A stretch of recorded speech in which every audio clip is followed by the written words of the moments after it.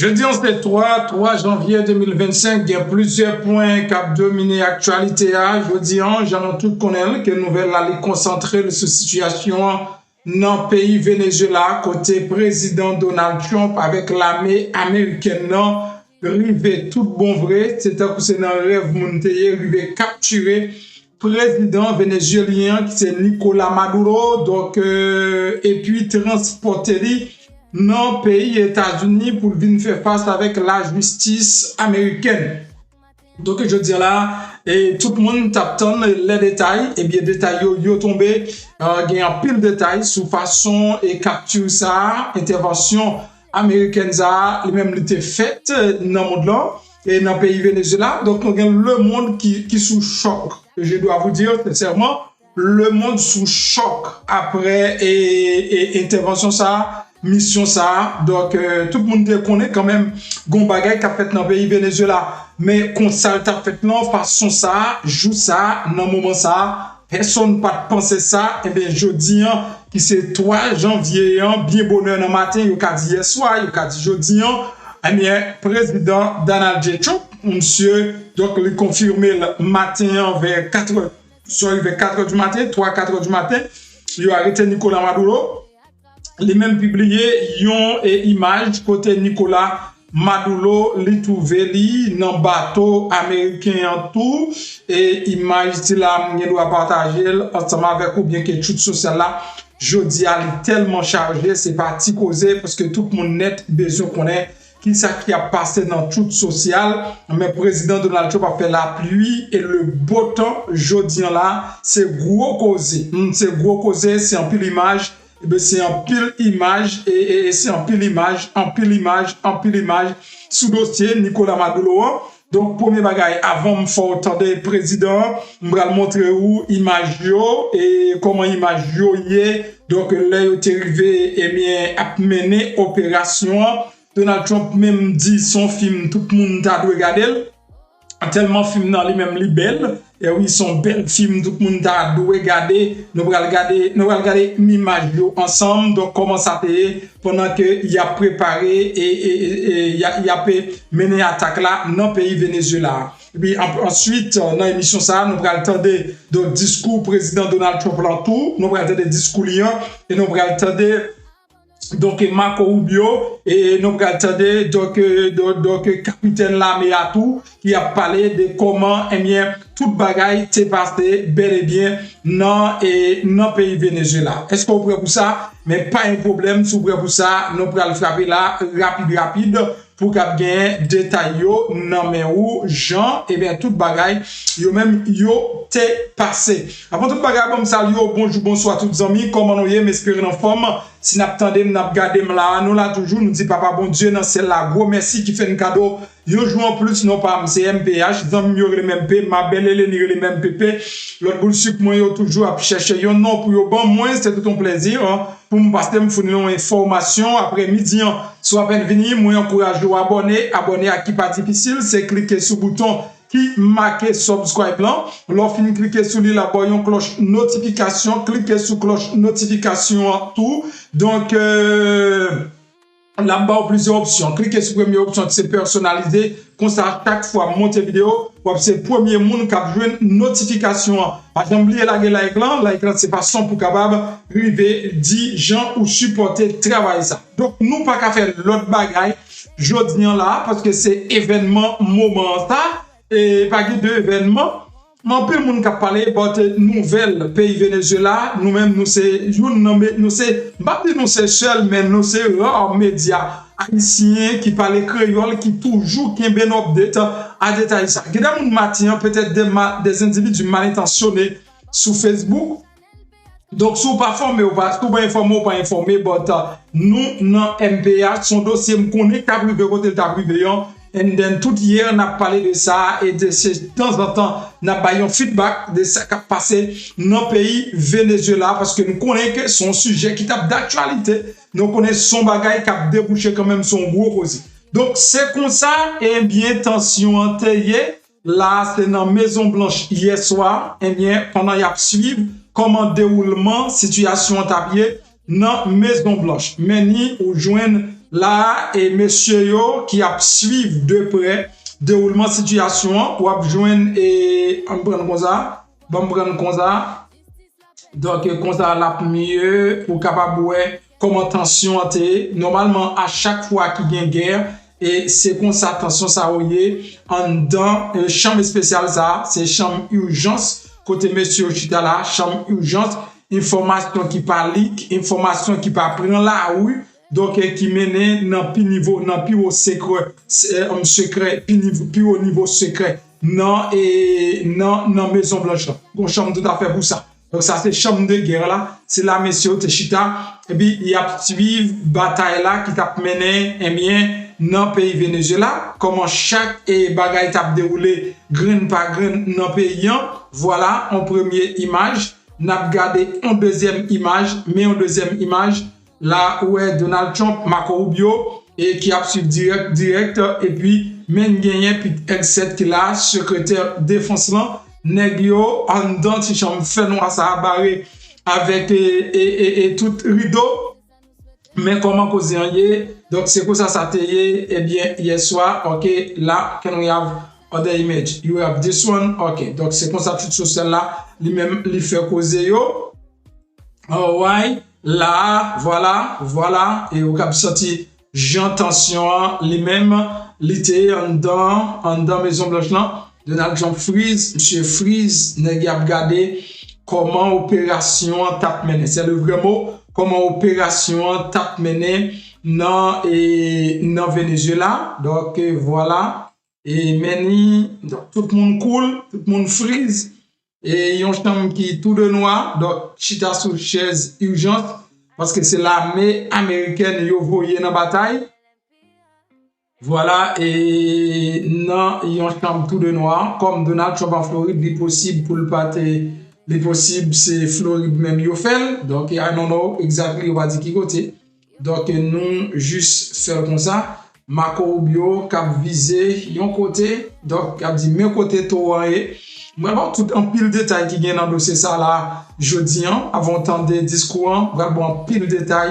Qui gagnait dans dossier Jean Rivé Marco Rubio pas Marco Rubio en Peter X7 disons te dit Marco Rubio c'est Peter X7 donc qui a pu garder si blanc par l'autre monde qui est Nicolas Maduro voilà donc négio c'était tension hier soir c'est comme ça tension lui-même l'étayé et non la cour États-Unis c'est comme ça tension était dans la cour États-Unis le youtube entreprend Nicolas Maduro la Kaili donc ça c'est image président Donald Trump li posté c'est seule grande image et c'est quoi ça c'est l'unique image qui est officielle Donald Trump li posté sur Tout sociale pour montrer comment Nicolas Maduro lui-même lié donc là c'est là il a transporté dans le pays États-Unis c'est dans Iwo Jima donc dans bateau américain bateau de guerre américain c'est là donc monsieur est là so m'pa connaît et bateau c'est là où prendre la Cali on avec lui sous bateau et puis en plus après puis il cap transporter lui dans la New York par cas pour couler là monsieur li New York il a fait arrangement pour est-ce que l'a jugé New York ou du moins est-ce que l'a jugé non Floride. C'est comme ça et dossier lui-même lié là OK me open it again just like that mais comment yo arrêté monsieur ça continue voler yo arrêté Nicolas Maduro ça continue voler et puis traîner dans la cour États-Unis anyway en pile monde nous connaissons surtout haïtien la majorité donc yo pas pour et opération qui fait là parce que en pile haïtien c'est pro Venezuela. Mais il y a une différence là, son pro vénézuélien avec son pro et Maduro. Yon pro vénézuélien pas veut dire pro Maduro. Ou cap son pro vénézuélien, même gens son pro Venezuela parce que Venezuela son pays ami pays d'Haïti. Venezuela son pays proche Haïti, son pays toujours campé pour Haïti. Mais c'est pas monsieur ça qui relève Nicolas Maduro. Monsieur a même déjà volé politicien haïtien yo. Li prend pays yon pays Hugo Chavez qui te nan nèg lan riche Yon peuple vénézuélien qui a baigné dans l'huile, dans le pétrole. Yon peuple qui gagne tout affaire sans c'est gratis. Monsieur prend pays Venezuela, peuple ça a mangé fatra. L'aime tout manger fatra, bon gens manger non fatra. Yon mois travail dans pays Venezuela pas plus que $5 américains. Yon mois travail dans pays Venezuela, il pas plus que $5 américains. Les cas descend connaît. Le LTP ou était dans $5 parce que c'est descendre le plus descendre $5. Donc à faire manger pas censé exister dans pays Venezuela. Le peuple vraiment a traversé une situation qui est vraiment terrible, extrêmement terrible. Donc Maduro te doué quitter pouvoir. C'est pas je pour là, mais Maduro te doué quitter pouvoir. Monsieur pas doué même quitter yo prendre. Parce que lui n'est pas capable de diriger. Maduro n'est pas capable de diriger. Monsieur fait exactement, c'est-à-dire supporter façon Nicolas Maduro diriger Venezuela, c'est exactement pas bravo pour Jean Haïtien yo diriger Haïti. C'est prendre un pays riche, un pays qui chargé à richesse et puis fini ensemble avec pays. Prendre toute richesse pays. Tout ça c'est image Donald Trump publié. Image qui pas publiée avant, mais tout ça c'est image monsieur publié qui est officiel.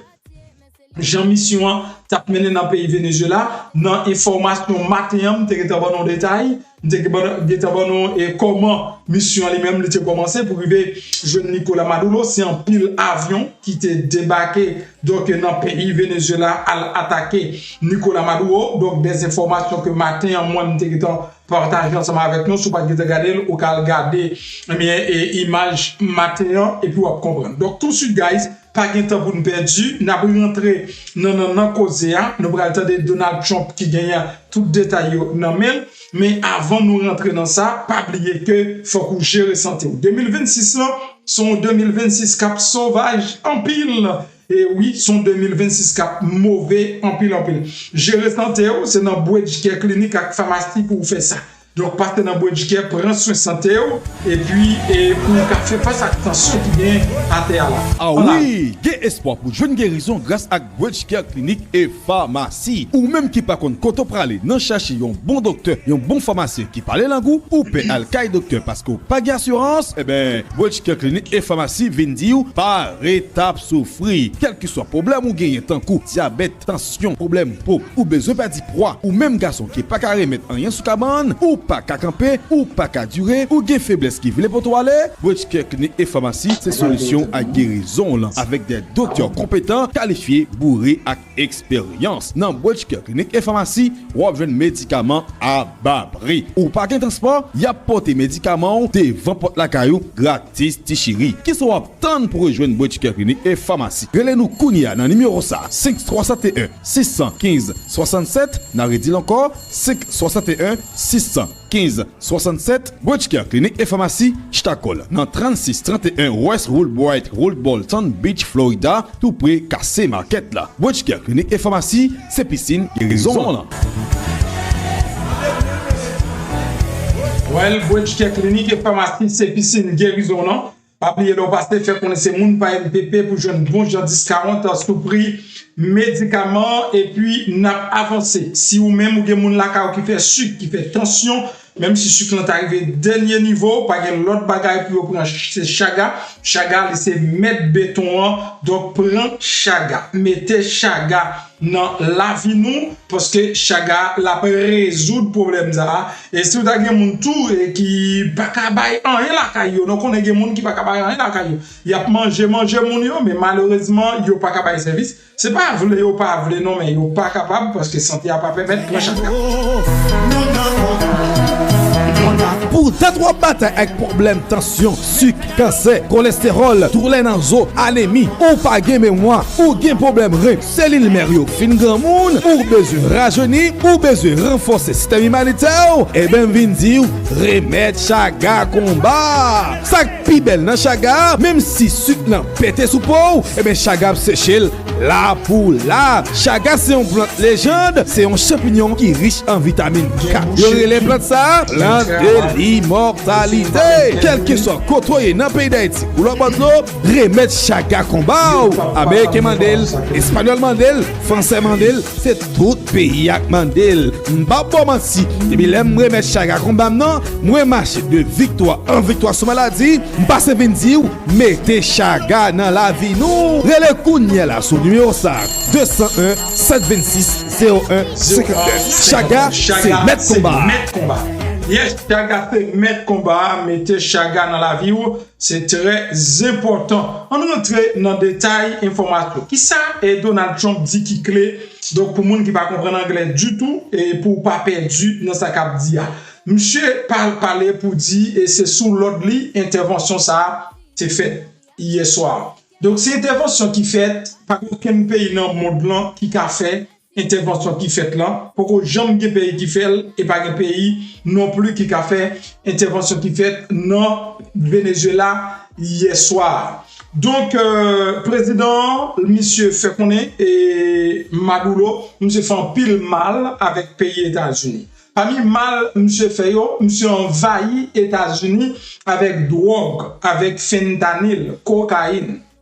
Donc monsieur les déclare pour faire connaître Nicolas Maduro tout monsieur lui c'est chef yon cartel drogue dans le pays Venezuela, il y aurait les soleils. Donc le soleil c'est bien les soleils. Donc monsieur dit c'est Nicolas Maduro qui chef cartel ça qui c'est yoté dénommé donc qui terroriste dans le pays Venezuela.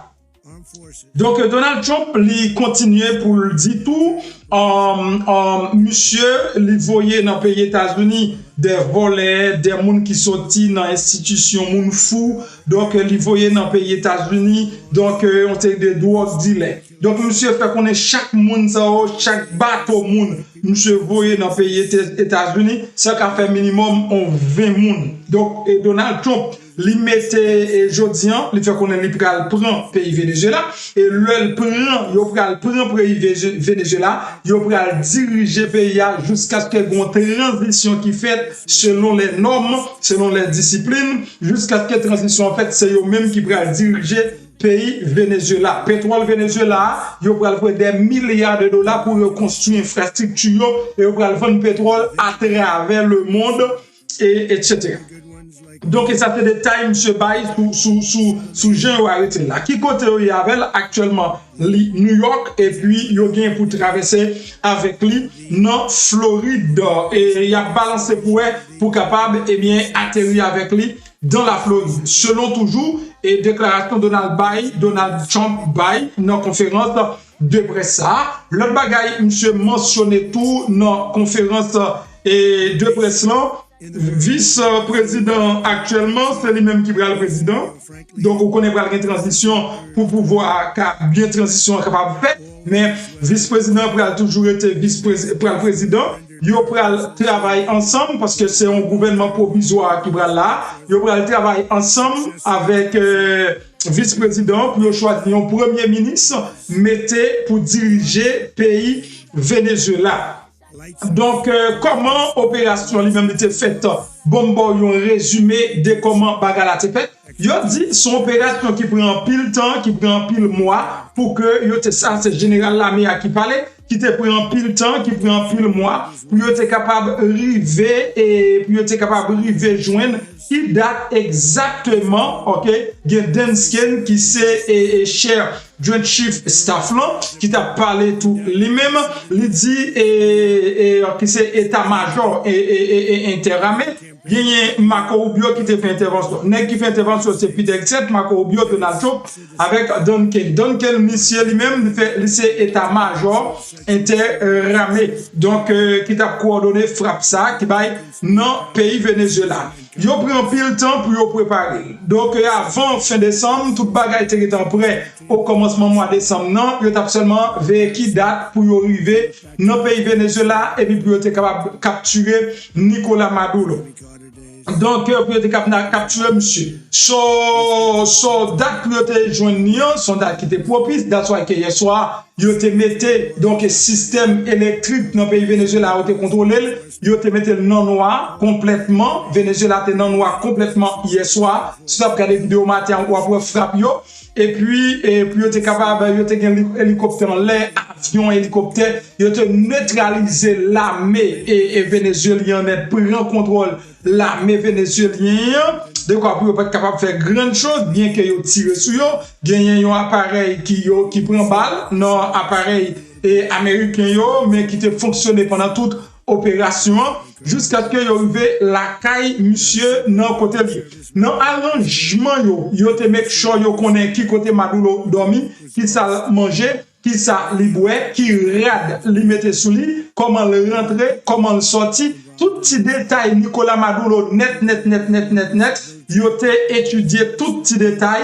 Donc yo te et pour intervention faite, yo te également prend exemple en plusieurs opérations dans plusieurs décennies de quoi que pour être capable d'arriver ces gens d'opérations yo mené dans pays Venezuela. Donc c'est comme ça détail yo yé. Là venant caille côté Nicolas Maduro, est-ce qu'elle va essayer d'échapper pour lui pour le rentrer dans une chambre qui plus en sécurité? Oui, Nicolas Maduro t'est essayé rentrer, ça c'est Donald Trump qui répond une question sur le de tout à l'heure. Nous-mêmes nous pas faire mais va voir ici. Donc Nicolas Maduro t'est essayé rentrer dans chambre fait noir, dans chambre sécurité. Mais malheureusement tout, yo te contrôle toute bagaille, monsieur entrant dans chambre non, mais le pas qu'à fermer chambre. Ça veut dire là, yo te contrôle toute bagaille, yo te vraiment neutralisé et président Nicolas Maduro et de là étant, yo prend monsieur avec toute madame ni, yo arrêté li avec toute madame ni, yo mette dans avion, yo potel son bateau américain et puis de là étant donc mette dans l'autre avion encore mener li dans la cour États-Unis pour jodi monsieur dans New York. Donc yo bien pour juger pour ça pour crime li commettre pour paquet américain les gros drogue li voyer dans pays États-Unis yo même yo tué donc yo dit yo bien pour venir preuve yo c'est pas des côtés qui te parler dans conférence là mais en général pour comprendre événement pour comprendre ça qui s'est passé et ça qu'a dit pour qu'on idée claire de eux-mêmes.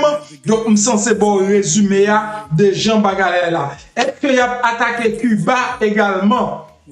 Bien possibilité parce que Donald Trump dit il a envié des peuples cubains et tout. Il a envié des peuples cubains parce que bagaille pas bon pour peuple cubain qui souffrir. Donald Trump dit oui. Donc il y a une possibilité pour aider les peuples cubains.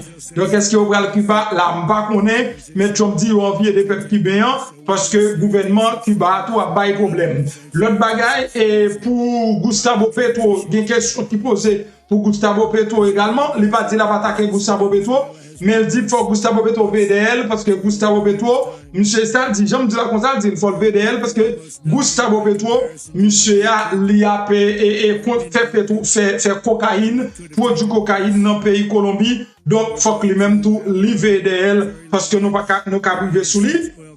Et Donald Trump t'a fait connaître, faut que moun yo et faut que l'autre pays yo, donc qui n'a l'entour yo fait très attention, faut que yo l'autre pays qui a menacé américain, faut faire très attention parce que même ça crivé et bien Nicolas Maduro li ka privé tout l'autre pays yo tout et également. Donc pour qui ça yo obligé et mener mission ça dans pays Venezuela, c'est grande question qui posait à président Donald Trump également pour qui ça le fait ça. Est-ce qu'elle est obligée de faire ça? Mais le président Donald Trump te répond de raison fait parce que vous voulez en sécurité. Vous voulez entourer avec la paix. Ça veut dire que le pays qui entoure c'est pays qui entouré avec la paix. Il faut que le pays ait la paix. Il faut que le pays ait stabilité.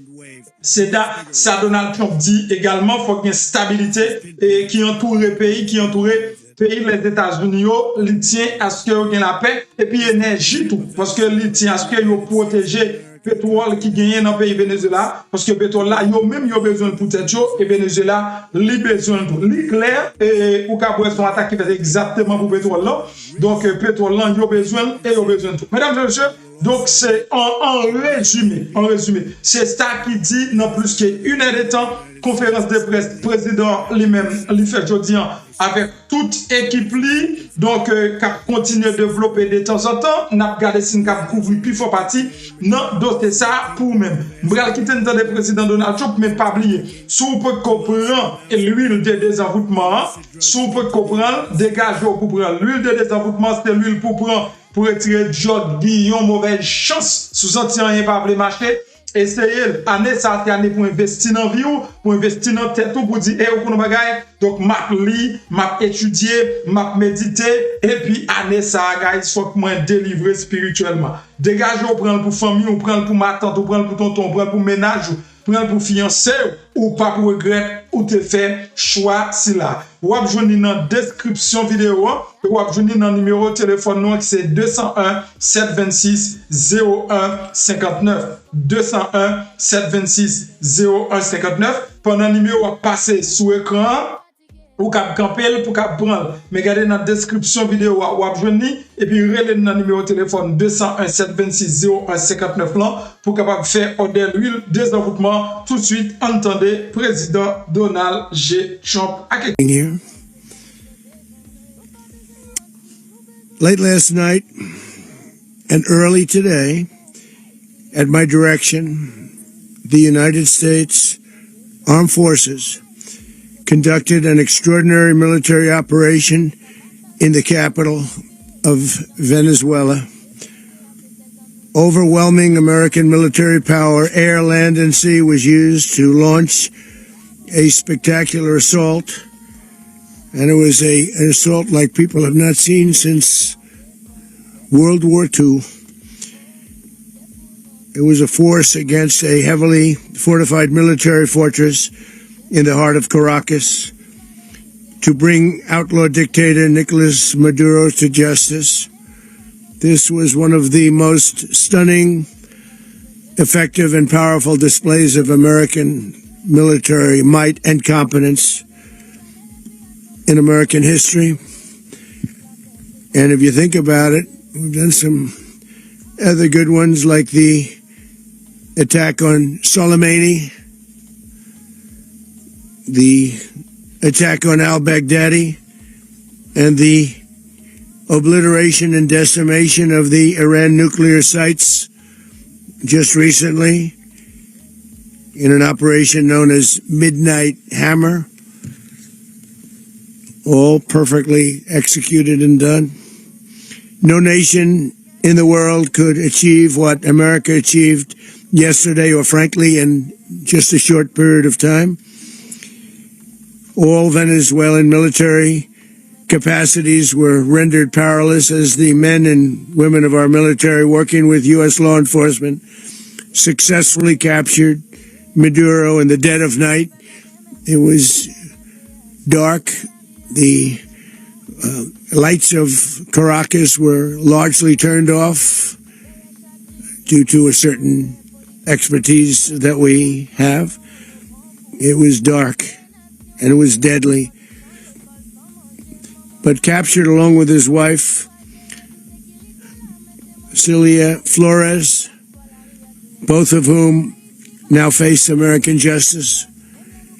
Maduro and Flores have been indicted in the Southern District of New York, it's Jay Clayton, for their campaign of deadly narco-terrorism against the United States and its citizens. I want to thank the men and women of our military who achieved such an extraordinary success overnight with breathtaking speed, power, precision, and competence. You rarely see anything like it. You've seen some raids in this country that didn't go so well. They were an embarrassment. If you look back to Afghanistan, or if you look back to the Jimmy Carter days, they were different days. We're a respected country again, like never before. These highly trained warriors operating in collaboration with U.S. law enforcement, caught them in a very ready position. They were waiting for us. They knew we had many ships out in the sea, just sort of waiting. They knew we were coming. So they were in a ready, what's called a ready position, but they were completely overwhelmed and very quickly incapacitated. If you would have seen what I saw last night, you would have been very impressed. I'm not sure that you'll ever get to see it, but it was an incredible thing to see. Not a single American service member was killed, and not a single piece of American equipment was lost. We had many helicopters, many planes, many people involved in that fight. But think of that, not one piece of military equipment was lost, not one service member was, more importantly, killed. The United States military is the strongest and most fearsome military on the planet by far. With capabilities and skills our enemies can scarcely begin to imagine. We have the best equipment anywhere in the world. There's no equipment like what we have, and you see that even if you just look at the boats. We've knocked out 97% of the drugs coming in by sea. 90%. Each boat kills on average 25,000 people. We knocked out 97%. And those drugs mostly come from a place called Venezuela. We're going to run the country until such time as we can do a safe, proper, and judicious transition. So we don't want to be involved with having somebody else get in, and we have the same situation that we had for the last long period of years. So we are going to run the country until such time as the proper transition can take place. So we're going to stay until such time as we're going to run it, essentially, until such time as a proper transition can take place. As everyone knows, the oil business in Venezuela has been a bust, a total bust, for a long period of time. They were pumping almost nothing by comparison to what they could have been pumping and what could have taken place. We're going to have our very large United States oil companies, the biggest anywhere in the world, go in, spend billions of dollars, fix the badly broken infrastructure, the oil infrastructure, and start making money for the country. And we are ready to stage a second and much larger attack if we need to do so. So we were prepared to do a second wave if we needed to do so. We actually assumed that a second wave would be necessary, but now it's probably not. The first wave, if you'd like to call it that, the first attack was so successful, we probably don't have to do a second, but we're prepared to do a second wave, a much bigger wave, actually. This was pinpoint, but we have a much bigger wave that probably won't have to do. This partnership of Venezuela with the United States of America, a country that everybody wants to be involved with because of what we were able to do and accomplish, will make the people of Venezuela rich, independent, and safe. And it will also make the many, many people from Venezuela that are living in the United States extremely happy. They suffered. So much was taken from them. They're not going to suffer anymore. The illegitimate dictator Maduro was the kingpin of a vast criminal network responsible for trafficking colossal amounts of deadly and illicit drugs into the United States. As alleged in the indictment, he personally oversaw the vicious cartel known as Cartel de las Solas, which flooded our nation with lethal poison, responsible for the deaths of countless Americans, the many, many Americans. Hundreds of thousands over the years of Americans died because of him. Maduro and his wife will soon face the full might of American justice and stand trial on American soil. Right now they're on a ship. They'll be heading to, ultimately, New York, and then a decision will be made, I assume, between New York and Miami or Florida. But we have people where the overwhelming evidence of their crimes will be presented in a court of law. And I've seen it. I've seen what we have. It's both horrible and breathtaking that something like this could have been allowed to take place. For many years after his term as president of Venezuela expired, Maduro remained in power and waged a ceaseless campaign of violence, terror, and subversion against the United States of America, threatening not only our people, but the stability of the entire region. And you all saw it. In addition to trafficking gigantic amounts of illegal drugs that inflicted untold suffering and human destruction all over the country, all over in particular the United States, Maduro sent savage and murderous gangs, including the bloodthirsty prison gang Tren de Aragua, to terrorize American communities nationwide. And he did indeed. They were in Colorado. They took over apartment complexes. They cut the fingers off people if they called police. They were brutal, but they're not so brutal now. And I just have to congratulate our military, Pete, and everybody, and our National Guard, because the job that they've done, whether it's in Washington, D.C., where we have a totally safe city, where it was one of the most unsafe cities anywhere in the world, frankly, and now we have no crime in Washington, D.C. We haven't had a killing. We had the terrorist attack a few weeks ago. A little bit of a different kind of a threat. But we haven't had a killing in a long period of time, 6-7 months. We used to have on average two a week in Washington, our capital. We don't have that anymore. The restaurants are opening. Everyone's happy. They're walking their daughters, they're walking their children, their wives, they walk to restaurants. Restaurants are opening all over Washington, D.C. So I want to thank the National Guard, I want to thank our military, and I want to thank law enforcement. It's been amazing. And they should do it with more cities. We're doing it, as you know, and we're doing it in Memphis, Tennessee right now, and crime is down. We've just sort of started a few weeks ago, but crime is down now 77%. And the governor of Louisiana called, great person, and he wanted us to help him, as you know, in a certain very nice part of Louisiana, and we have done that. And it was a rough section, and we have crime down. I understand it's down to almost nothing already after 2.5 weeks. New Orleans, it's down to almost nothing. And we've only been there for 2.5 weeks. Can't imagine why governors wouldn't want us to help. We also helped, as you know, in Chicago, and crime went down a little bit there. We did a very small help because we had no working ability with the governor. The governor was a disaster, and the mayor was a disaster. But it knocked down crime. But we're pulling out of there when they need us. We'll know. You'll know. You'll be writing about it. And likewise, Los Angeles, where we saved Los Angeles early on, where the head of the police department made a statement that if the federal government didn't come in, we would have lost Los Angeles. That's long after the fires.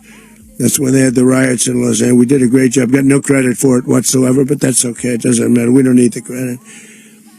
But we'll be pulling out when they need us. They'll call, or we'll go back if we have to. We'll go back. But we did a great job in various cities.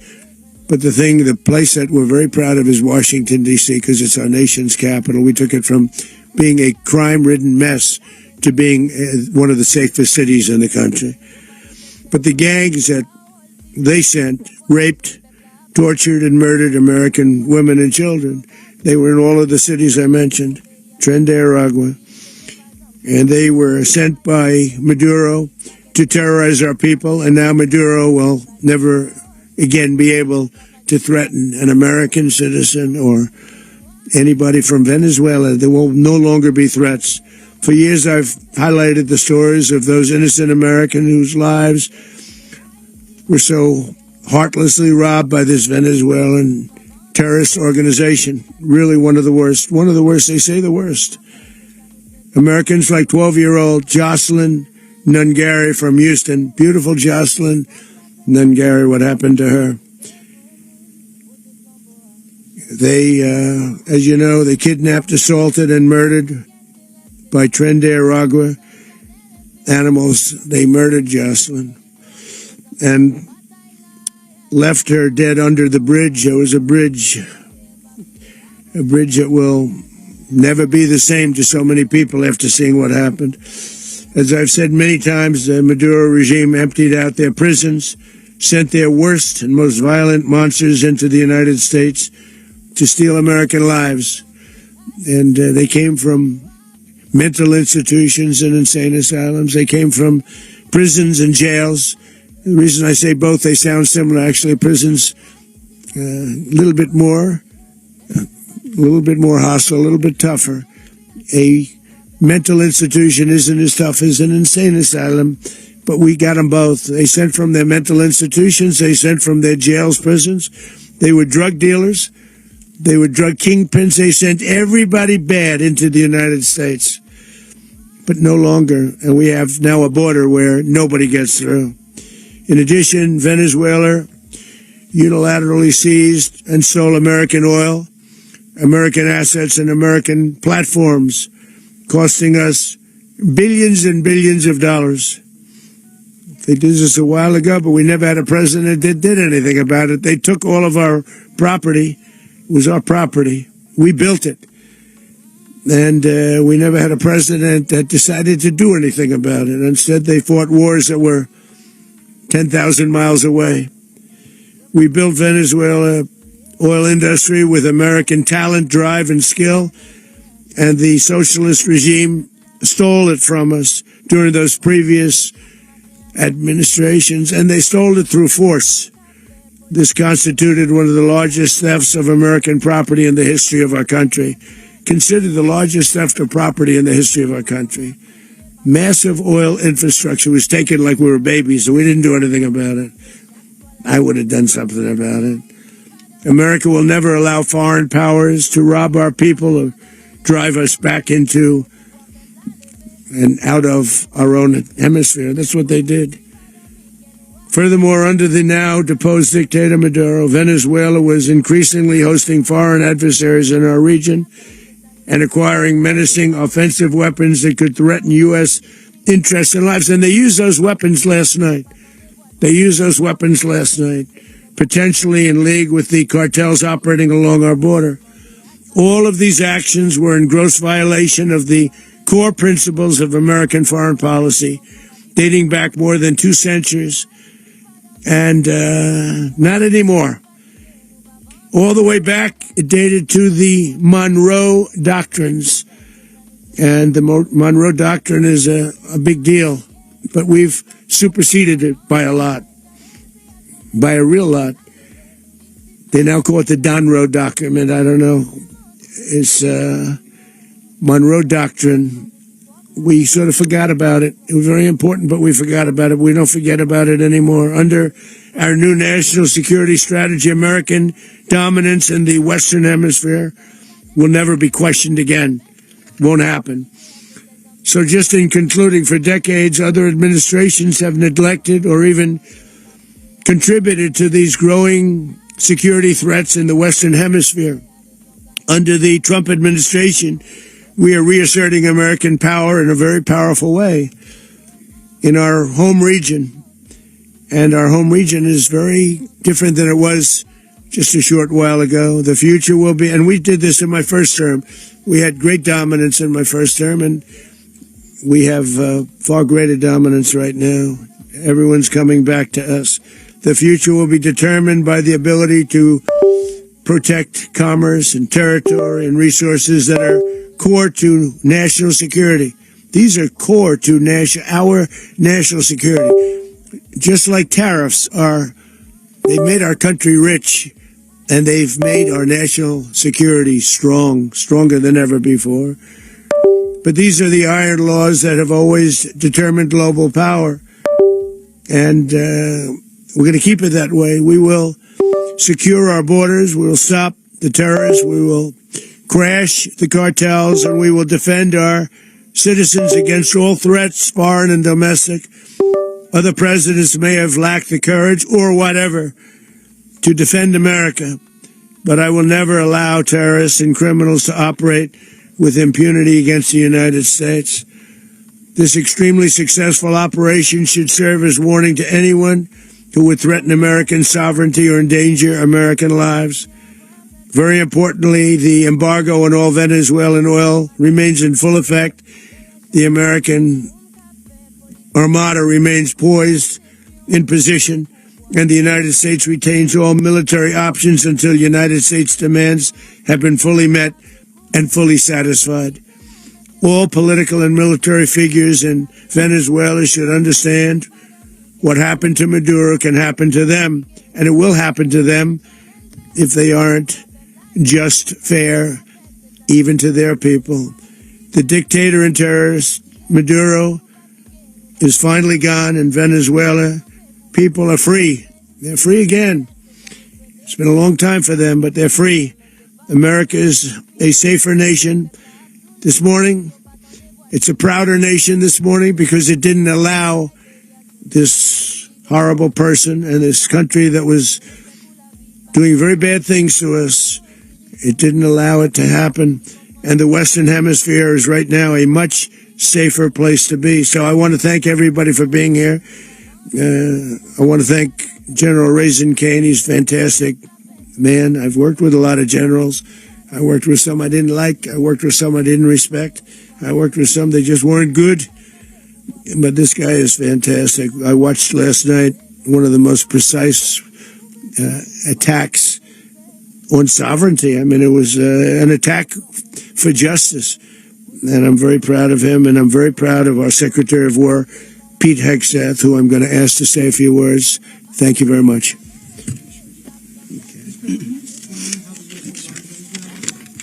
Well, thank you, Mr. President. Finally, a commander-in-chief the world respects and the American people deserve. And as the president said, words can barely capture the bravery and the power and the precision of this historic operation. A massive joint military and law enforcement raid flawlessly executed by the greatest Americans our country has to offer. American warriors are second to none, the best in the world and the best of our country. What all of us witnessed last night was sheer guts and grit, gallantry, and glory of the American warrior.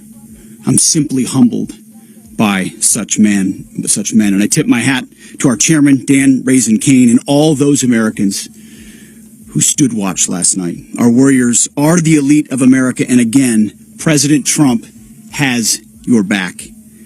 No other country on planet Earth, and it's not even close, could pull this kind of operation off. And no other president has ever shown this kind of leadership, courage, and resolve. The most powerful combination the world has ever seen. As the president said, our adversaries remain on notice. America can project our will anywhere, anytime. The coordination, the stealth, the lethality, the precision, the very long arm of American justice, all on full display in the middle of the night. Nicolas Maduro had his chance, just like Iran had their chance, until they didn't and until he didn't. He effed around, and he found out. President Trump is deadly serious about stopping the flow of gangs and violence to our country. Deadly serious about stopping the flow of drugs and poison to our people. Deadly serious about getting back the oil that was stolen from us. And deadly serious about reestablishing American deterrence and dominance in the Western Hemisphere. This is about the safety, security, freedom, and prosperity of the American people. This is America first. This is peace through strength. And the United States War Department is proud to help deliver it. Welcome to 2026. And under President Trump, America is back. I'd like to welcome now our chairman, Chairman Raisin Kane, to give a few more details about the operation. Mr. Chairman. Thank you, Mr. Secretary. Thank you, Mr. President, and good morning. Last night, on the order of the President of the United States, and in support of a request from the Department of Justice, as the President said, the United States military conducted an apprehension mission in Caracas, Venezuela, to bring to justice two indicted persons, Nicolas and Cecilia Maduro. This operation, known as Operation Absolute Resolve, was discreet, precise, and conducted during the darkest hours of January 2nd and was the culmination of months of planning and rehearsal, an operation that, frankly, only the United States military could undertake. What I'd like to do this morning is talk to you through some of the preparation and the details without compromising any of our tactics, techniques, and procedures. There is always a chance that we'll be tasked to do this type of mission again. Our interagency work began months ago and built on decades of experience of integrating complex air, ground, space, and maritime operations. While the past 2 decades have honed the skills of our special operations forces, this particular mission required every component of our joint force, with soldiers, sailors, airmen, Marines, and Guardians working in unison with our intelligence agency partners and law enforcement teammates in an unprecedented operation.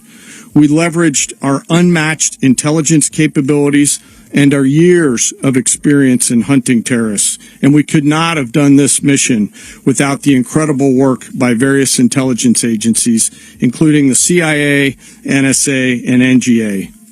We watched, we waited, we prepared, we remained patient and professional. This mission was meticulously planned, drawing lessons from decades of missions over the last many years, many missions over these last many years. This was an audacious operation that only the United States could do. It required the utmost of precision and integration within our joint force. And the word integration does not explain the sheer complexity of such a mission. An extraction so precise it involved more than 150 aircraft launching across the Western Hemisphere in close coordination, all coming together in time and place to layer effects for a single purpose: to get an interdiction force into downtown Caracas while maintaining the element of tactical surprise. Failure of one component of this well-oiled machine would have endangered the entire mission, and failure is never an option for America's joint force.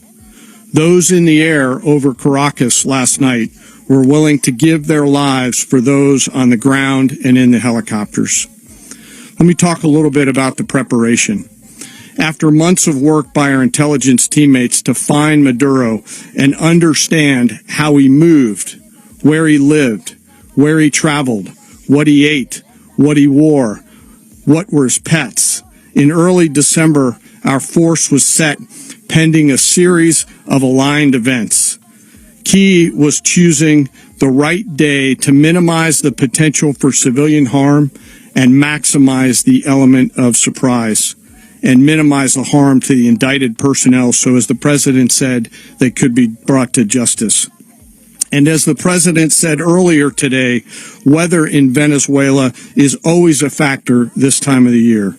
And over the weeks through Christmas and New Year's, the men and women of the United States military sat ready, patiently waiting for the right triggers to be met and the President to order us into action. Last night, the weather broke just enough, clearing a path that only the most skilled aviators in the world could maneuver through. Ocean, mountain, low cloud ceilings. But when tasked with a mission, this organization does not quit. At 10:46 p.m. Eastern Time last night, the President ordered the United States military to move forward with this mission. He said to us, and we appreciate it, Mr. President, good luck and Godspeed. And those words were transmitted to the entire joint force. Over the course of the night, aircraft began launching from 20 different bases on land and sea across the Western Hemisphere. In total, more than 150 aircraft, bombers, fighters, intelligence, reconnaissance, surveillance, rotary wing were in the air last night. Thousands and thousands of hours of experience were airborne. Our youngest crew member was 20, and our oldest crew member was 49, and there's simply no match for American military might. As the night began, the helicopters took off with the extraction force, which included law enforcement officers, and began their flight into Venezuela at 100 feet above the water. As they approached Venezuelan shores, the United States began layering different effects provided by Spacecom, Cybercom, and other members of the interagency to create a pathway. Overhead, those forces were protected by aircraft from the United States Marines, the United States Navy, the United States Air Force, and the Air National Guard. The force included F-22s, F-35s, F-18s, EA-18s, E-2s, B-1 bombers, and other support aircraft, as well as numerous remotely piloted drones. As the force began to approach Caracas, the Joint Air Component began dismantling and disabling the air defense systems in Venezuela, employing weapons to ensure the safe passage of the helicopters into the target area. The goal of our air component was, and always will be to protect the helicopters and the ground force and get them to the target and get them home. As the force crossed the last point of high terrain where they'd been hiding in the clutter, we assessed that we had maintained totally the element of surprise. As the helicopter force ingressed towards the objective at low level, we arrived at Maduro's compound at 1:01 a.m. Eastern Standard Time, or 2:01 a.m. Caracas local time, and the apprehension force descended into Maduro's compound and moved with speed, precision, and discipline towards their objective, and isolated the area to ensure the safety and security of the ground force while apprehending the indicted persons. On arrival into the target area, the helicopters came under fire, and they replied with that fire with overwhelming force in self-defense. One of our aircraft was hit, but remained flyable, and as the President said earlier today, all of our aircraft came home, and that aircraft remained flyable during the rest of the mission. As the operation unfolded at the compound, our air and ground intelligence teams provided real-time updates to the ground force, ensuring those forces could safely navigate the complex environment without unnecessary risk. The force remained protected by overhead tactical aviation. Maduro and his wife, both indicted, gave up and were taken into custody by the Department of Justice, assisted by our incredible U.S. military with professionalism and precision, with no loss of U.S. life. After securing the indicted persons, the force began to prep for departure. Helicopters were called in to exfiltrate the extraction force, while fighter aircraft and remotely piloted aircraft provided overhead coverage and suppressive fire. There were multiple self-defense engagements as the force began to withdraw out of Venezuela. The force successfully exfiltrated and returned to their afloat launch bases, and the force was over the water at 3:29 a.m. Eastern Standard Time with indicted persons on board. And both Maduro and his wife were embarked aboard the USS Iwo Jima. In closing, what we've witnessed today is a powerful demonstration of America's joint force. We think, we develop, we train, we rehearse, we debrief, we rehearse again and again, not to get it right, but to ensure that we cannot get it wrong. Our jobs are to integrate combat power so when the order comes, we can deliver overwhelming force at the time and the place of our choosing against any foe anywhere in the world. I am immensely proud today of our joint force and filled with gratitude to represent them here today. There is simply no mission too difficult for these incredible professionals and the families that stand by them and support them. As we stand here this morning, our forces remain in the region at a high state of readiness, prepared to project power, defend themselves, and our interests in the region. This operation is a testament to the dedication and unwavering commitment to justice and our resolve to hold accountable those who threaten peace and stability. In closing, I want to express my heartfelt gratitude to the brave men and women who executed this mission. Their courage and tireless commitment to our nation are what makes us strong. Thank you, Mr. Secretary, and thank you, Mr. President. Well, I don't have much to add to what you've heard now, other than the following points. Nicolas Maduro was indicted in 2020 in the United States. He is not the legitimate president of Venezuela. That's not just us saying it. The first Trump administration, the Biden administration, the second Trump administration, none of those three recognized him. He's not recognized by the European Union and multiple countries around the world. He is a fugitive of American justice with a $50 million reward, which I guess we saved $50 million. And make sure. Yeah, exactly. But don't let anybody claim it. Nobody deserves it but us. But I want to be clear about one thing. Nicolas Maduro had multiple opportunities to avoid this. He was provided multiple very, very, very generous offers and chose instead to act like a wild man, chose instead to play around. And the result is what we saw tonight. The other message here is the following. You have a guy, like many people around the world, they like to play games. You have a guy who decides he's going to invite Iran into his country, is going to, do the confiscation of American oil companies, is going to flood our country with gang members, is going to take Americans prisoner and try to hold them for hostage and trade them like he was able to do with the Biden administration. Basically likes to play games all this time and thinks nothing's going to happen. And I hope what people now understand is that we have a president. The 47th president of the United States is not a game player. When he tells you that he's going to do something, when tells you he's going to address a problem, he means it. He actions it. I can tell you, I've watched this process now for 14, 15 years, been around it. Everybody talks, I'm going to do this, I'm going to do that. When I get there, we're going to do this, we're going to take... This is a president of action. Like, I don't understand yet how they haven't figured this out. And now, if you don't know, now you know. Because this is the way it's going to play out. And I think people need to understand that this is not a president that just talks and does letters and press conferences. And, if he says he's serious about something, he means it. And this is something that was a direct threat to the national interest of the United States, and the president addressed it. This is a president of peace, by the way. I told you what I just said earlier. This guy had multiple opportunities to find his way somewhere else and figure out another. He could have been living somewhere else right now very happy, but instead he wanted to play big boy. And so now, he's got other sets of problems on his hands. And but I think that the message here should be for the world. Look, the president doesn't go out looking for people to pick fights with. He's not... generally wants to get along with everybody. We'll talk and meet with anybody. But don't play games. Don't play games with this president's in office, because it's not going to turn out well.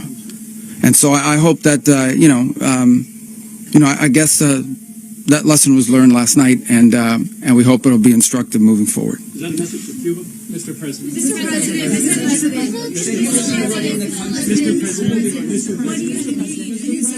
Please. We're going to be running it with a group, and we're going to make sure it's run properly. We're going to rebuild the oil infrastructure, which will cost billions of dollars. It'll be paid for by the oil companies directly. They will be reimbursed for what they're doing, but that's going to be paid. And we're going to get the oil flowing the way it should be. As you know, it was just a minor flow. It was actually a minor flow for what they have. But we're going to run it properly, and we're going to make sure the people of Venezuela are taken care of. We're going to make sure the people that were forced out of Venezuela by this thug are also taken care of. President, does the U.S. running the country mean that U.S. troops will be on the ground? How will that work? Well, they always say boots on the ground. So we're not afraid of boots on the ground if we have to have. We had boots on the ground last night at a very high level, actually. We're not afraid of it. We don't mind saying it, but we're going to make sure that that country is run properly. We're not doing this in vain. This is a very dangerous attack. This is an attack that could have gone very, very badly. Could have gone very badly. We could have lost a lot of people last night. We could have lost a lot of dignity. We could have lost a lot of equipment. The equipment is less important, but we could have lost a lot, and we're going to make sure that this is proper. We're there now. We're ready to go again if we have to. We're going to run the country right. It's going to be run very judiciously, very fairly. It's going to make a lot of money. We're going to give money to the people. We're going to reimburse people that were taken advantage of. We're going to take care of everybody. It's very important. We couldn't let them get away with it. You know, they stole our oil. We built that whole industry there, and they just took it over like we were nothing. And we had a president that decided not to do anything about it. So we did something about it. We're late, but we did something about it. Yeah, please. Mechanism by which you're going to run the country? Are you going to designate a U.S. official to coordinate? It's all being done right now. We're designating people. We're talking to people. We're designating various people, and we're going to let you know who those people are. Would run Venezuela? Well, it's largely going to be for a period of time the people that are standing right behind me. We're going to be running it. We're going to be bringing it back. It's a dead. You know, I talk about a dead country. A year and a half ago, we were a dead country. Now we're the hottest country anywhere in the world. We're a country doing better than any country anywhere in the world. And it required leadership. Venezuela has a lot of bad people in there, a lot of bad people that shouldn't be leading. We're not going to take a chance that one of those people take over for Maduro. So you can look at, and others, we have fantastic people, including people in the military. So we're going to have a group of people running it until such time as it can be put back on track, make a lot of money for the people, and give people a great way of life, and also reimbursement for people in our country that were forced out of Venezuela. Rubio would be... You said earlier today that you weren't going to back Machado to come back and be the opposition leader in your Fox and Friends interview. And then you also mentioned the vice president of Venezuela. Are you going to work with the vice president of Venezuela, or how do you foresee the relationship going? I understand she was just sworn in, but she was, as you know, picked by Maduro. So Marco's working on that directly. He just had a conversation with her, and she's essentially willing to do what we think is necessary to make Venezuela great again. Very simple. Mr. President, Colombian President Gustavo Petro, a couple weeks ago, he said he's got to watch his ass. And today he said he's not concerned about anything happening to him in the aftermath of this operation. So just what your message is about that. He has cocaine mills. He has factories where he makes cocaine. And yeah, I think I stick by my first statement. He's making cocaine. They're sending it into the United States. So he does have to watch his ass. Mr. President, did you notify any members of Congress in advance? Marco, do you want to talk about that? Because you were involved in it. Sure. We called members of Congress immediately after. This was not the kind of mission that you can do congressional notification on. It was a trigger-based mission in which conditions had to be met night after night. We watched and monitored that for a number of days. So it's just simply not the kind of mission you can call people and say, hey, we may do this at some point in the next 15 days. But it's largely a law enforcement function. Remember, at the end of the day, at its core, this was an arrest of 2 indicted fugitives of American justice, and the Department of War supported the Department of Justice in that job. Now, there are broader policy implications here, but it's just not the kind of mission that you can pre-notify because it endangers the mission. Plus, if I could add one thing to that, Congress has a tendency to leak. This would not be good. If they leaked, General, I think it would have been maybe a very different result. But I have to say, they knew we were coming at some point, you know. A lot of ships out there, they sort of knew we were coming. We went through. But Congress will leak, and we don't want leakers. You were one of the only people to watch this all play out live. What was Maduro doing when the U.S. forces entered what I assume would be his home? And also, was there any point where the U.S. was considering if Maduro pushed back or resisted killing Maduro? It could have happened. It could have happened. He was trying to get into a safe place. You know what a safe place is, all steel. And he wasn't able to make it to the door because our guys were so fast. They went through the opposition so fast. And there was a lot of opposition. You know, people were wondering, do we get them by surprise? Sort of surprised, but they were waiting for something. It was a lot of opposition. There was a lot of gunfire. You saw some of it today. But he was trying to get to a safe place, which wasn't safe because we would have had the door blown up in about 47 seconds, they say on average, regardless of how thick the steel was. It was a very thick door. It was a very heavy door, but he was unable to get to that door. He made it to the door. He was unable to close it.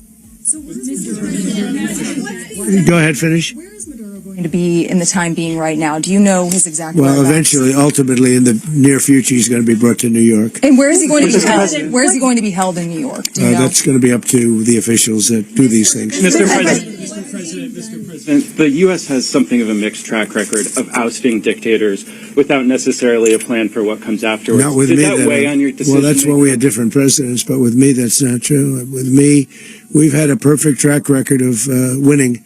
We win a lot, and we win. If you look at Soleimani, you look at al-Baghdadi, you look at the Midnight Hammer. Midnight Hammer was incredible. Right now, you wouldn't have peace in the Middle East. We have essentially peace in the Middle East because of that. If we weren't successful with Midnight Hammer, you wouldn't have peace in the Middle East. So, with me, you've had a lot of victory. You've had only victories. You've had no losses. Yeah. How long do you expect the U.S. to run Venezuela, and how soon do you want the Venezuelan people to hold elections? So I'd like to do it quickly, but it takes a period of time. You know, we're rebuilding. We have to rebuild their whole infrastructure. The infrastructure is rotted. It's actually very dangerous. It's, blow-up territory. Oil is very dangerous. It's a very dangerous thing to take out of the ground. It can kill a lot of people. It has killed a lot of people doing just that. The infrastructure is old. It's rotted. Much of it is stuff that we put there 25 years ago, and we're going to be replacing it, and we're going to take a lot of money out so that we can take care of the country. Yeah. Are you saying that Secretary Rubio and... Mr. President, China, Russia, and Iran have interests in Venezuela. How does this operation affect your relationships with them when it comes to oil and drugs? In terms of China and Russia, Russia, when we get things straightened out. But in terms of other countries that want oil, we're in the oil business. We're going to sell it to them. We're not going to say we're not going to give it. In other words, we'll be selling oil probably in much larger doses because they couldn't produce very much because their infrastructure was so bad. So we'll be selling large amounts of oil to other countries, many of whom are using it now, but I would say many more will come. Are you saying, Mr. President, are you saying that, Mr. President, are you saying that... Mr. President, thank you. What is your message to the people of Venezuela today? Of course, the civilian population specifically, they have a lot of questions. What is your message to the people of Venezuela? That you're going to have peace, justice. You're going to have some of the riches that you should have had for a long period of time. It was stolen from you. But you're going to have peace, and you're going to have safety. You're going to have justice. You're going to have a country. You're going to have a real country. You're going to have potentially a great country. You know, if you go back 20 years, maybe even a little longer ago, that was a great country, and they destroyed it. Remember I said that if we lose this election, the United States will be Venezuela on steroids. That's what would have happened. Had we lost the election, the 2024 election, we suffered so badly. When you look at the border from 2020, what they did, what Joe Biden administration did to our country should never be forgotten. But if we had to go through another year of that, we would be exactly where Venezuela was in terms of, I used to say, if they win, we're going to be Venezuela on steroids, and that's what would have happened. President, thank you. Are you saying that Secretary Hegseth and Rubio are going to be running Venezuela, and will you be sending in U.S. military troops to provide... There's going to be a team that's working with the people of Venezuela to make sure that we have Venezuela right. Because for us to just leave, who's going to take over? I mean, there is nobody to take over. You have a vice president who's been appointed by Maduro, and right now she's the vice president, and she's, I guess, the president. She was sworn in as president just a little while ago. She had a long conversation with Marco, and she said, we'll do whatever you need. I think she was quite gracious, but she really doesn't have a choice. We're going to have this done right. We're not going to just do this with Maduro, then leave like everybody else, leave and say, let it go to hell. If we just left, it has zero chance of ever coming back. We'll run it properly. We'll run it professionally. We'll have the greatest oil companies in the world go in and invest billions and billions of dollars and take out money, use that money in Venezuela. And the biggest beneficiary are going to be the people of Venezuela. And also, I can't stress this strongly enough, the people that got thrown out of Venezuela that are now in the United States, and frankly, some want to stay and some probably want to go back, yeah.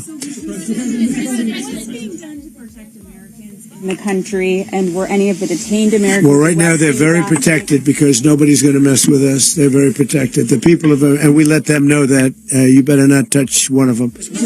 Are you concerned that bad elements of the Maduro regime will remain in place? Well, we know who they are. We're on them, and they're acting much differently now than they would have acted 2 days ago. Okay, wait, behind you, please. Mr. President, why is running a country in South America America first? Well, I think it is because we want to surround ourselves with good neighbors. We want to surround ourselves with stability. We want to surround ourselves with energy. We have tremendous energy in that country. It's very important that we protect it. We need that for ourselves. We need that for the world. And we want to make sure we can protect it. Yes, sir. Please, go ahead. Is there a message here for Cuba and Diaz-Canel? Well, Cuba is an interesting case. Cuba is, not doing very well right now. That system has not been a very good one for Cuba. The people there have suffered for many, many years. And I think Cuba is going to be something we'll end up talking about because Cuba is a failing nation right now, very badly failing nation. And we want to help the people. It's very similar in the sense that we want to help the people in Cuba, but we want to also help the people that were forced out of Cuba and living in this country. Do you want to say something about that, Marco, please? Well, I mean, I just gave you a statement a few minutes ago about, when the president speaks, you should take him seriously. Suffice it to say, Cuba is a disaster. It's run by incompetent, senile men, and in some cases, not senile, but incompetent nonetheless. It has no economy. It's in total collapse. And by the way, they were, all of the guards that helped protect Maduro, this is well known, their whole spy agency, all that were full of Cubans. I mean, it's amazing. This poor island took over Venezuela in some cases. One of the biggest problems the Venezuelans have is they have to declare independence from Cuba. They tried to basically colonize it from a security standpoint. So, yeah, look, if I lived in Havana and I was in the government, I'd be concerned, at least a little bit. Cutting off the oil flow to Cuba from Venezuela? Well, the president already announced a week ago that anything that's sanctioned oil, it's not going to be allowed to get there. So that's a pre-existing. The answer is yes. Yes. Is the U.S. aware of the location of opposition leader Machado, and have you been in contact with her? No, we haven't. No, we haven't. Mr.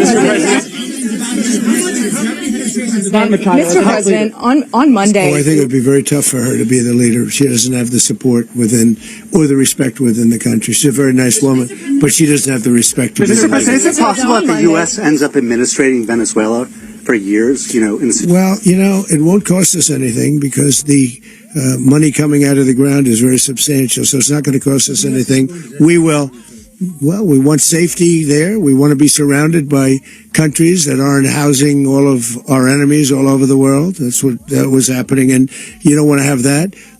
But we're going to be rebuilding, and we're not spending money. The oil companies are going to go in. They're going to spend money. We're going to take back the oil that, frankly, we should have taken back a long time ago.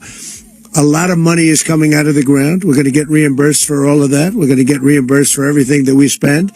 So it's going to be a very important. This is a very big evening that took place last night.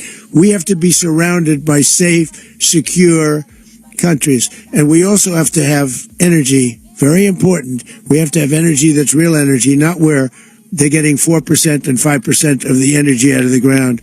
You take a look. It was such a disaster. So what's going to happen with Venezuela, I think, over the next period of a year is going to be a great thing. And the people of Venezuela will be the biggest beneficiaries. Going to send in the U.S. military. Mr. President, thank you. What did you last speak to Maduro about when you spoke? And is the U.S. Well, I don't want to get into the conversations, but I did have conversations with him, and I said, you got to surrender. And I actually thought he was pretty close to doing so, but now he wished he did, yeah.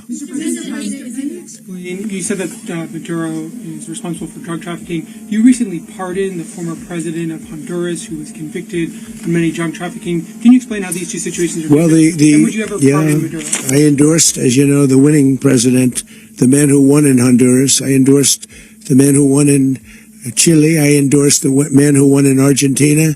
And we are doing very well with that whole group. What the man that I pardoned was, if you could equate it to us, he was treated like the Biden administration treated a man named Trump. That didn't work out too well for them.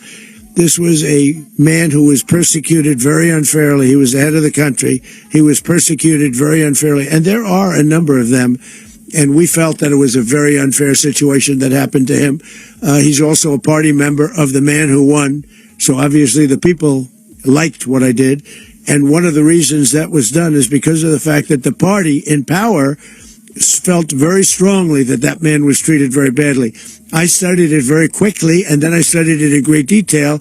I went to a lot of the people standing behind me, and they felt that that man was persecuted and treated very badly. That's why I gave him a pardon. You referenced boots on the ground earlier. Can you just sort of button this up? Do you envision the U.S. military having a presence in Venezuela as the U.S. runs that country? No, we're going to have a presence in Venezuela as it pertains to oil, because we have to have, we're sending our expertise in.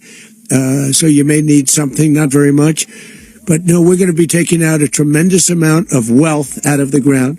And that wealth is going to the people of Venezuela and people from outside of Venezuela that used to be in Venezuela.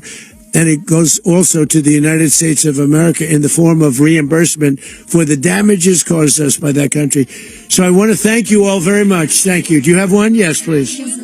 You were so nice before. I'm going to give you the final question. Go ahead. Thank you, Mr. Unless President. it's a bad question, in which case Putin. I'll go one word. It's about who? It's about Putin, if you want. About Putin. Well, that's always nice to talk about Putin. You had a phone call with him on Monday. Did he talk at all about Maduro? Did y'all talk about this? No, we didn't. We never spoke about Maduro. Are you mad at him right now? I mean, there's this I'm not thrilled with Putin. I'm not thrilled with Putin. He's killing too many people. I thought that would be so. I settled 8 1/4 war. You know what the 1/4 was? Thailand and Cambodia. I did it again. They broke out, and I did it in about 5 hours, and I settled it. I'm giving myself 1/4, so I'm up to now 8 1/4. In other words, I settled the war, but then they broke out. They had a pretty bad breakout over the last 4 days. I got them to go back to peace, so I only give 1/4. I thought the easiest one would be, one of the easier ones would be Russia, Ukraine. It's not, and they both have done some pretty bad things. And look, that's Biden's war. That's not my war. But I want to stop the lives. Did you see where last month, 30,000, it was 27,000 the month before. 30,000, mostly soldiers, were killed this last month. 30,000. I want to stop that. You know, I got NATO to pay 5% instead of the 2% that they weren't paying. They weren't paying 2, now they pay 5. And we send them a lot of munitions, we send them a lot of things, missiles and various other things, a lot. And they pay. The United States is not losing money. We're probably making money on that. It's the last thing I care about. I just want to stop all those people. We're losing 25, 30,000 human beings that come from 2 places that are very far away. But if I can stop, because it's something I've been pretty good at doing, deals, I guess. It's all a deal. Life is a big deal. But if I can stop that war and stop 30,000 young people, in addition to the fact that people are being killed in Kiev, people are being killed in other cities throughout, you know, a much smaller number, but they're being killed, viciously killed. So I'm not happy about it. I thought that would be something that would get solved.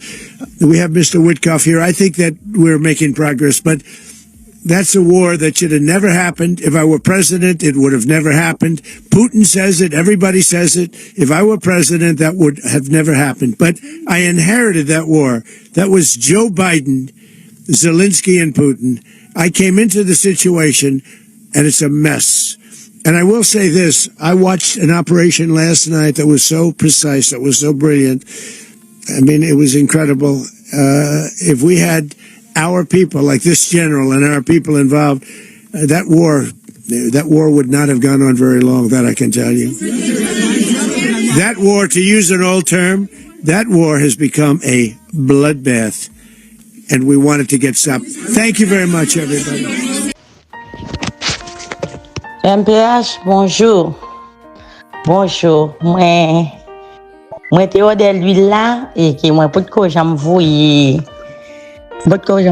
remerciement à bon Dieu et puis avec vous même tout. Regardez moi Jean qui te voyer l'huile là pour moi et moi servi avec Jean te dit pareil commence à marcher très bien pour moi et moi dit bon Dieu merci pour l'huile ça. Et l'huile là, m'a tani fini et puis m'a retourné rodé encore parce que l'huile ça son l'huile qui est important pour moun gagner. Ça moi l'huile ça commencé faire pour moi. Alors comme c'est bon Dieu qui te ba ou pour te faire 42 jours jeune ça. Et puis t'inspirer dans ou même pour te capable joindre l'huile ça pour nous. Alors moun qui peut corder l'huile là, yo met continuer rodel et puis y a joindre ça qui ont besoin. C'est pas parce que comme si m'ta dit ou était consommer pas $1 million et vinn dans mon seul coup. Mais ou ap gade ou après Jean bagay yo commencer à marcher pour